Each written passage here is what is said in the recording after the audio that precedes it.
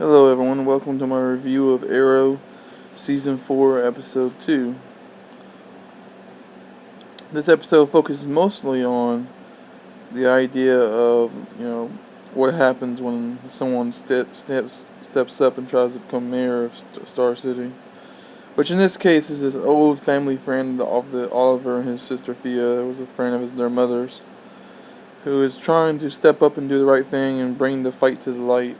That's kind of like the whole secondary premise of the episode. Like the whole is Oliver's been doing this for a couple years now, but he's fighting in the shadows, but he's not really getting the job done, and how someone needs to stand up and be a inspiration, in the light. It's the same old kind of concept we've heard a lot in the show over the last couple seasons. They're just kind of superimposing it this episode, or this season in general. The villain of this episode was mildly interesting. He was a Batman villain. Yeah, no surprise there, huh? Called Anarchy. That's all about anarchy. He was pretty interesting. He had a lot. There was some fun torture moments with him, and just some creep. He had some really good creep moments.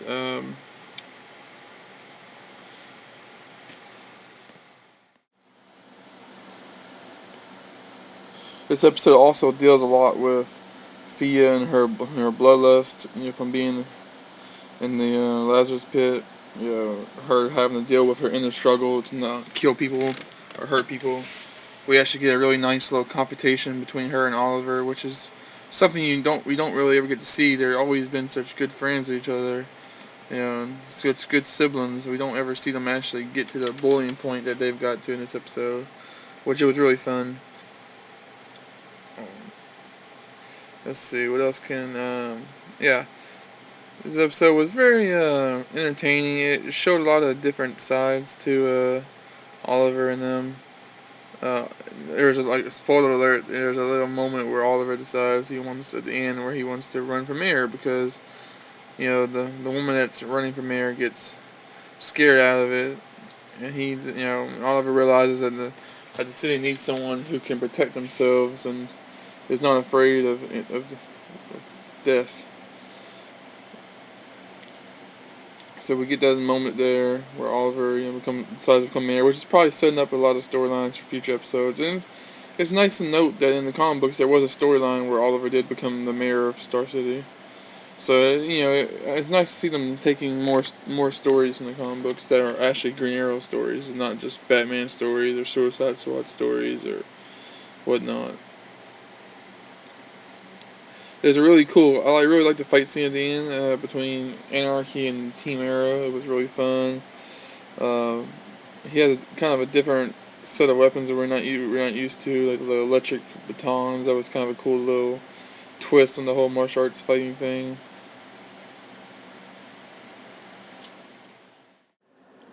There was also some good moments with Quentin. Lance deciding that he didn't want to, basically judging Oliver like he always does, and trying to see if Oliver was going to change his ways, and there was nice to see that little bit of conflict there. Like it's always been there, but it gets overshadowed a lot of times by the more action and stuff that happens in the show. It was also good to note that we got some more insight into Damien Dark in this episode. He's actually he's turned out to be a very interesting villain, a very kind of layered villain. He has this interesting kind of code to him. Not really, maybe not a code, but like a set of standards. Because in this episode, he really doesn't like anarchy because anarchy is just crazy and doesn't follow any kind of rules or any kind of logic. As he says in the episode, he stands for order. Damien stands for order and precision, whereas anarchy just stands for anarchy. So they kind of it's nice to see the villains kind of like, fighting with each other. Not really. It's nice to see a villain that's not just a, one-dimensional villain. I mean, and that's not usually the case with Arrow. Arrow's had some good villains. Like Rachel Gould had a lot of different layers to him, and so does Merlin. But it's just nice to see they're keeping up the tradition with the quality villains.